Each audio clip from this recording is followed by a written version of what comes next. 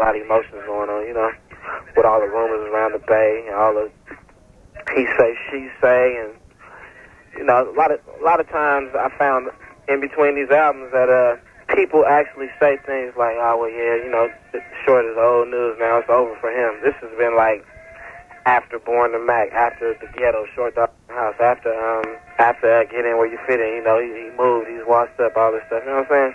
So it's a reoccurring thing that I keep hearing him say, Short is about to play out. You know what I mean? Right. I should remember there was even the rumor that you were dead before. Yeah, but it's something about this time, it's just like, I feel like, especially when it came to the dust that the Loonies had kicked up and all the after effects of that, I felt like, how could, I don't care if I lived in Oakland or lived in Vacaville or lived in Atlanta, how could anybody from Oakland just honestly step up and say something bad about Too Short after what we've been through, regardless of what my decision was to do what. So, it just sparked up a lot of emotions, and somebody would even like start some shit like that, and the shit you showed me on the videotape that day, I'm from the real Oakland. This has been trickling down from like 1992, just little things. And I just I'm just serious though, man. It kind of like with KMEL, really Summer Jam is what got me to writing what I did on this album. Yeah, well, it seemed to me that in a way it was kind of good that it happened because it seemed to really fuel your creative juices, right? Exactly. It gave me a reason. It gave me some inspiration to write. Right. Well, let's talk about the KMEL thing. Regardless of whether you did it or not, I mean, even if it was someone else and they actually did something, is that fair to treat an artist a certain way because they're pissed off at them for another reason?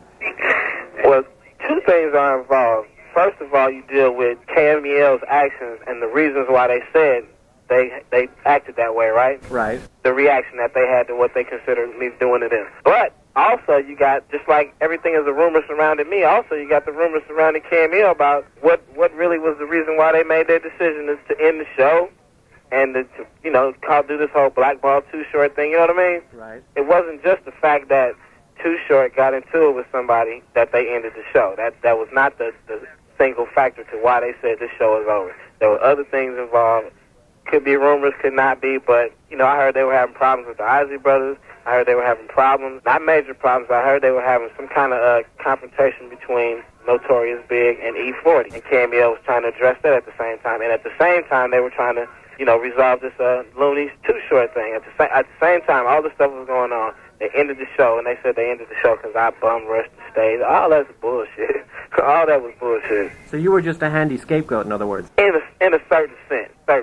It all fell on me, and it kind of like it pissed me off because somebody over there knew the guy's honest truth. And it's like, ignoring the truth, you still want to put me up on the pedestal and say, point the finger at him. But if we go back into history over all the instances, all the run-ins I've had with KMEL, you know what I mean? Right. Like one Summer Jam, they had nobody to really rock the show, and they called me on a day's notice, and I did the shit. That's when Summer Jam wasn't even all that. You know what I mean? Right. What year was that? Probably the first time I did it, probably 90 or 91. I can't remember. And what was it that Michelle, the program director, said that you hadn't had it hit in 2 years or something? Yeah, and that's like, I mean, I'm sitting there going, I haven't had a commercial KMEL radio hit, but, I mean, in 1995, we came in on the charts.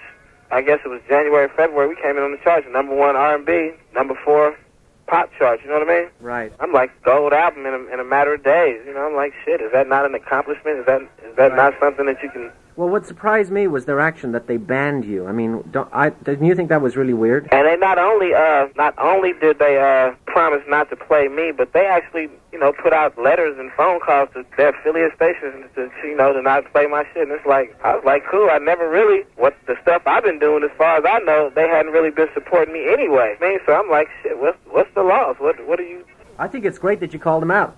You know what? I put a challenge on their motherfucking asses because I put together a nice album for Too Short fans, and if any radio out there doesn't want to support it, I guarantee you Too Short fans will. I know this. There's no doubt about it because I know what kind of music I've always sold, and I know what sells when it comes to me.